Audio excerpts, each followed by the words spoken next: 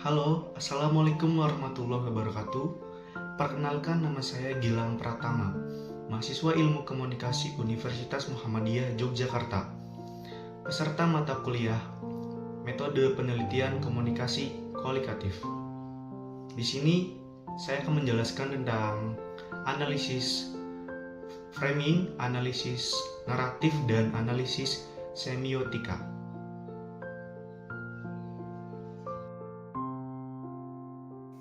Analisis naratif. Menurut Webster dan Metrova 2007, narasi naratif adalah suatu metode penelitian di dalam ilmu-ilmu sosial. Inti dari metode ini adalah kemampuannya untuk memahami identitas dan pandangan dunia seseorang dengan mengacu pada cerita-cerita ataupun narasi yang ia dengarkan ataupun tuturkan di dalam aktivitasnya sehari-hari.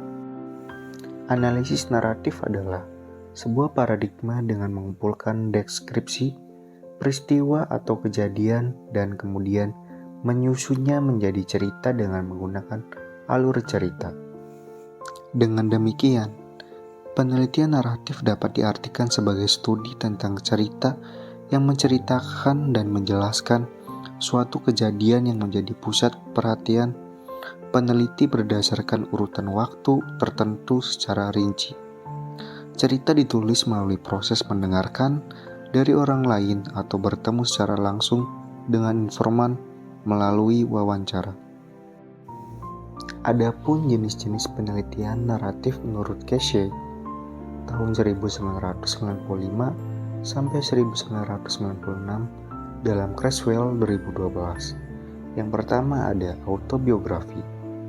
Kedua, biografi, riwayat hidup, cerita pengalaman pribadi, cerita pribadi, interview, dokumen pribadi, secara hidup, etnografi, autoetnografi, dan etnopsikologi. Naratif adalah suatu metode penelitian di dalam ilmu-ilmu sosial. Naratif bersifat menguraikan atau menjelaskan tentang suatu kejadian, peristiwa, atau rangkaian kejadian, dan rangkaian peristiwa yang dihubungkan secara kronologis. Penelitian naratif berfokus pada kajian seorang individu. Naratif atau narasi juga bisa berarti cerita. Cerita itu didasarkan pada urutan-urutan sesuatu atau serangkaian kejadian peristiwa. Dalam cerita itu terdapat satu tokoh atau beberapa tokoh yang mengalami kejadian atau serangkaian kejadian konflik atau tikaian. Kejadian itu merupakan unsur dari sebuah pokok narasi. Dengan demikian, narasi adalah cerita berdasarkan alur. Narasi berasal dari kata Latin nari yang artinya membuat tahu. Dengan demikian, narasi berkaitan dengan supaya untuk memberitahu sesuatu peristiwa. Sesuatu atau peristiwa yang dimaksud di sini adalah peristiwa, rangkaian atau urutan peristiwa. Teori naratif merupakan teori yang membahas tentang perangkat dan konvensi dari sebuah cerita. Cerita yang dimaksud bisa dikategorikan fiksi atau fakta yang sudah disusun secara berurutan. Hal ini memungkinkan khalayak untuk terlibat dalam cerita tersebut. Analisis semiotika. Analisis semiotika merupakan teknik analisis data kualitatif yang bertujuan untuk menemukan atau menganalisis simbol atau tanda dalam teks dengan sistematis. Semiotika dikenal dengan istilah tanda, yaitu sesuatu yang menggambarkan sesuatu yang lain. Semiotika merupakan salah satu metode penelitian komunikasi yang paling interpretatif dalam menganalisis teks dan keberhasilan maupun kegagalannya. Sebagai sebuah metode bersandar pada seberapa baik peneliti mampu mengartikulasi kasus yang mereka kaji. Semiotika berasal dari bahasa Yunani, semion, yang berarti tanda. Semiotika adalah ilmu yang mempelajari tanda. Dalam pandangan Joyce, segala sesuatu yang dapat diamati atau dibuat teramati dapat disebut tanda, dan tanda tidak terbatas pada benda. Menurut tanda adalah sesuatu yang bagi seseorang berarti sesuatu yang lain. Segala sesuatu yang dapat diamati atau dibuat teramati dapat disebut tanda. Karena itu, tanda tidaklah terbatas pada benda, adanya peristiwa, tidak adanya peristiwa, struktur yang ditemukan dalam suatu kebiasaan, semua ini dapat disebut tanda. Secara terminologis, semiotik dapat didefinisikan sebagai ilmu yang mempelajari sederetan luas objek-objek, peristiwa-peristiwa, seluruh kebudayaan sebagai tanda. Semiotika merupakan ilmu tentang tanda-tanda. Semiotika adalah suatu ilmu atau metode analisis untuk mengkaji tanda. Tanda-tanda adalah perangkat yang dipakai dalam upaya berusaha mencari jalan di dunia ini, di tengah-tengah manusia dan bersama-sama manusia. Semiotika pada dasarnya hendak mempelajari bagaimana kemanusiaan memaknai makna. Semiotik terdiri atas sekumpulan teori tentang bagaimana tanda-tanda mempresentasikan benda, ide, keadaan, situasi, perasaan, kondisi di luar tanda-tanda itu sendiri. Semiotik menjadi salah satu kajian yang bahkan menjadi tradisi dalam teori komunikasi. Tradisi semiotik terdiri atas sekumpulan teori tentang bagaimana tanda-tanda mempresentasikan benda, ide, keadaan, situasi, perasaan, dan kondisi di luar tanda-tanda itu sendiri. Buku Teori Komunikasi Theories of Human Communication edisi ke-9, semiotik bertujuan untuk mengetahui makna-makna yang terkandung dalam sebuah tanda atau menafsirkan makna tersebut sehingga diketahui bagaimana komunikator mengkonstruksi sebuah pesan.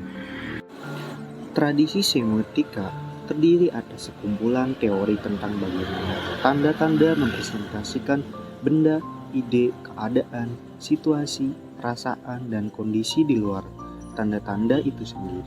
Penelitian tanda-tanda tidak hanya memberikan cara untuk melihat komunikasi, tetapi memiliki pengaruh yang kuat hampir pada semua perspektif teori komunikasi. Kajian semiotika memfokuskan 3 wilayah, yaitu yang pertama ada tanda itu sendiri.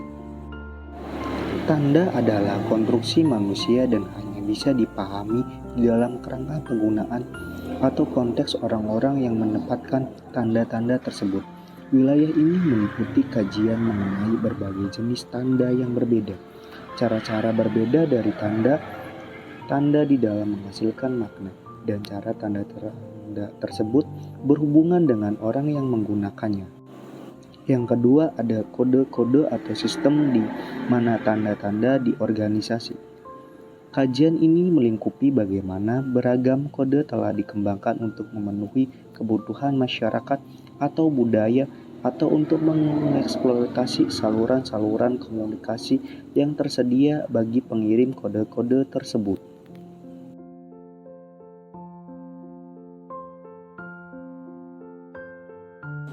Kemudian yang nomor 3 adalah budaya tempat di mana kode-kode dan tanda-tanda beroperasi.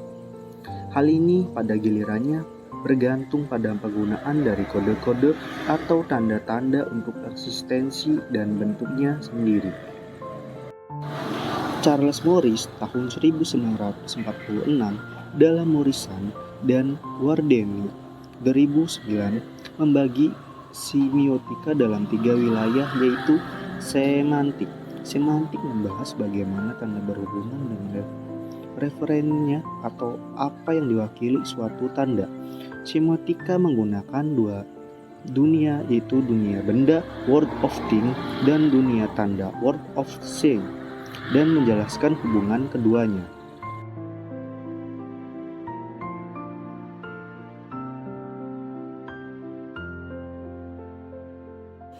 Yang kedua ada wilayah. Wilayah kedua dalam studi semiotika adalah sintaktik, yaitu studi mengenai hubungan di antara tanda. Dalam hal ini, tanda tidak pernah sendirian mewakili dirinya. Tanda adalah selalu menjadi bagian dari sistem tanda yang lebih besar atau kelompok tanda yang diorganisir melalui cara tertentu. Sistem tanda seperti ini disebut kode. Selanjutnya nomor 3 yaitu pragmatik, yaitu bidang mempelajari bagaimana tanda menghasilkan perbedaan dalam kehidupan manusia. Atau dalam kata lain, pragmatik adalah studi yang mempelajari penggunaan tanda serta efek yang dihasilkan tanda. Pragmatik memiliki peran sangat penting dalam teori komunikasi, karena tanda dan sistem tanda dipandang sebagai alat yang digunakan orang untuk berkomunikasi. Aspek pragmatik dari tanda memiliki peran penting dalam komunikasi, khususnya untuk mempelajari mengapa terjadi understanding atau kesalahpahaman yang sumbernya dalam komunikasi. Analisis framing.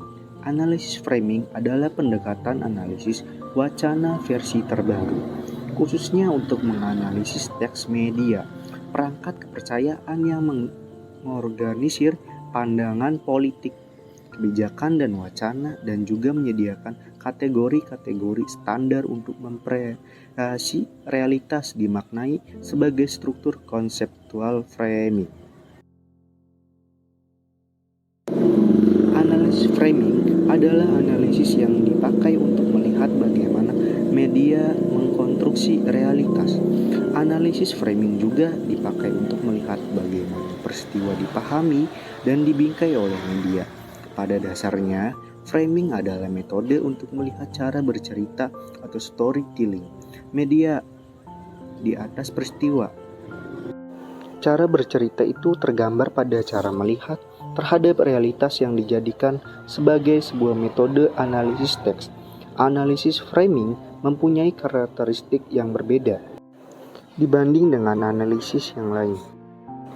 Teori framing menggemukakan bahwa cara suatu informasi disajikan kepada audiens disebut frame, memengaruhi secara orang lain untuk memproses informasi tersebut. Jadi, tergantung dari bagaimana sesuatu itu disajikan kepada kita, maka akan mempengaruhi cara kita memahami dan memproses informasi tersebut.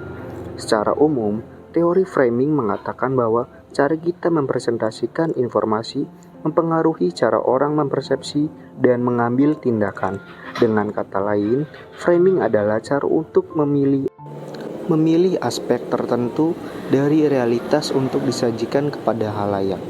Teori framing dapat ditetapkan pada berbagai situasi, termasuk media massa, kampanye politik, dan pemilihan produk. Sebagai contoh, sebuah iklan dapat menggunakan framing positif untuk menunjukkan manfaat produk atau framing negatif untuk menunjukkan kekurangan pesaing.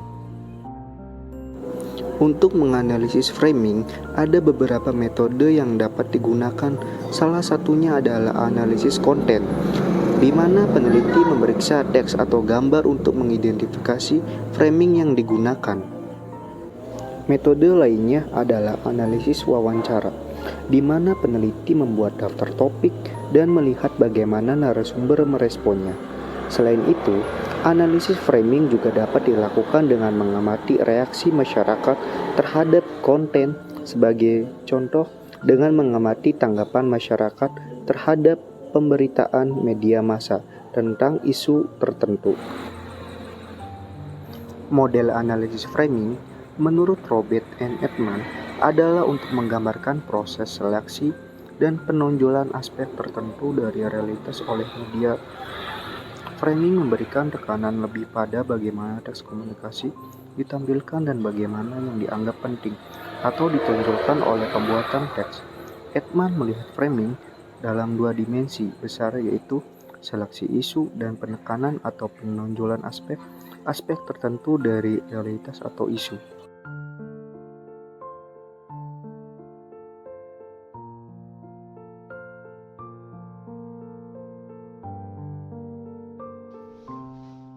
Oke, mungkin itu penjelasan tentang analisis framing, analisis naratif, dan analisis semiotika. Terima kasih. Wassalamualaikum warahmatullahi wabarakatuh.